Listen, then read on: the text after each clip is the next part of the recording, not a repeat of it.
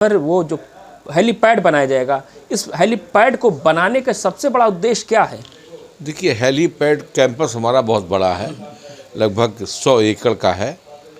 तो उसी में एक हेलीपैड का निर्माण इसलिए हो रहा है कि कभी प्रमुख लोग, जैसे मान लीजिए प्रधानमंत्री जी ही आ रहे हैं, अगर सड़क मार्ग से आने में उनको कोई असुविधा सी प्रतीत होती है या जनमानस पे असुविधा होती है, तो इसलिए हेलीपैड बना दिया गया है कि सीधा वो लोग मंदिर परिसर में उतरे। जो भी प्रमुख लोग हैं, वीआईपी लोग हैं, तो उससे आम जनता को, दर्शनार्थियों को दिक्कत ना आए, इसलिए एक हेलीपैड का निर्माण किया गया है।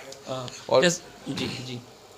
जिस प्रकार से सीएम मुख्यमंत्री अयोध्या आते हैं तो तमाम राम भक्तों को परेशानियां होती हैं, वीआईपी मूवमेंट रोजाना लगे रहते हैं, तो सड़कें बंद हो जाती हैं, प्रशासनिक व्यवस्थाएं भी जो हैं वो पूरी तरह से चाक चौबंद नहीं हो पाती हैं।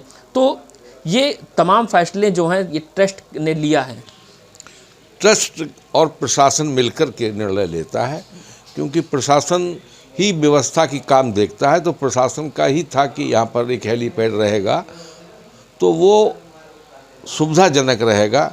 जैसे कि जब अपना दीपोत्सव होता है तो साकेत महाविद्यालय में भी एक हेलीपैड बना दिया गया है, तो वहाँ भी लोग उसका इस्तेमाल करते हैं। तो प्रमुख रूप से जैसे अयोध्या में एक हेलीपैड जो है रामकथा पार्क में बना दिया गया है, क्योंकि मुख्यमंत्री जी आते तो वहीं उतरते हैं। तो जन सुविधा के लिए, आम जन सुविधा में असुविधा ना हो, आवागमन बाधित ना हो, इसलिए जगह जगह हेलीपैड प्रमुख जगह पर निर्माण शासन के सुझाव के अनुरूप किए गए हैं।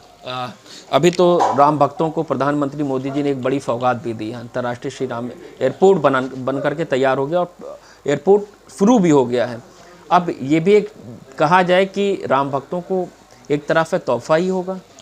देखिए, एयरपोर्ट का भी प्रथम फेज तैयार हुआ है।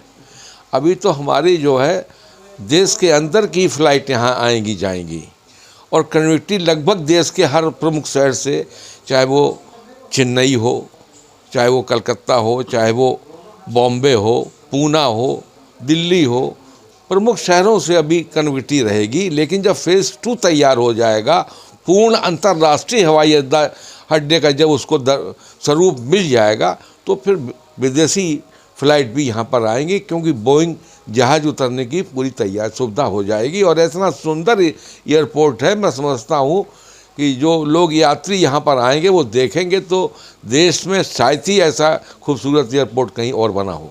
अच्छा, अगर जो स्थायी हेलीपैड बनाया जा रहा है तो इस हेलीपैड पर किन किन लोगों के रुकने की, उतरने की व्यवस्था होगी? जैसे प्रधानमंत्री जी हो गए, मुख्यमंत्री जी हो गए, और ऐसे कौन कौन से वीआईपी लोग होंगे जो उतर सकेंगे? इसके बारे में कौन कह सकता है, इसलिए ना कि हेलीपैड है तो अब जिसके लिए वो ज़रूरत होगी उसका इस्तेमाल करेगा, किसी के लिए उसमें रिजर्वेशन तो है नहीं। तो यही है ना कि वो सुविधा के लिए किया गया है कि जन सुविधा रहे, इसलिए उसका उपयोग समय पर कर सकता है प्रशासन के अपने हिसाब, क्योंकि प्रशासन ही व्यवस्था करता है।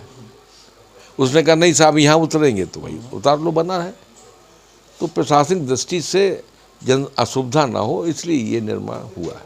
सुरक्षा की दृष्टि से भी बहुत ठीक होगा, क्योंकि रोड से बाई रोड आने में, रामकथा पार्क पे कभी हेलीपैड उतरते हैं तो कभी साकेत में, अब तो एयरपोर्ट बन गया, वहाँ से आने में जन सुविधाएँ भी बहुत होती हैं, राम भक्तों को बड़ी परेशानियाँ होती हैं, रोड बंद हो जाते हैं, जिसको देखते हुए बड़ा निर्णय लिया गया है। नहीं, प्रशासन अपने हिसाब से व्यवस्था कराता है, और जो उसको समझ में आता है कि ये काम होना चाहिए तो ट्रस्ट के सहयोग से और ट्रस्ट के साथ समन्वय बना करके सब काम किए जा रहे हैं।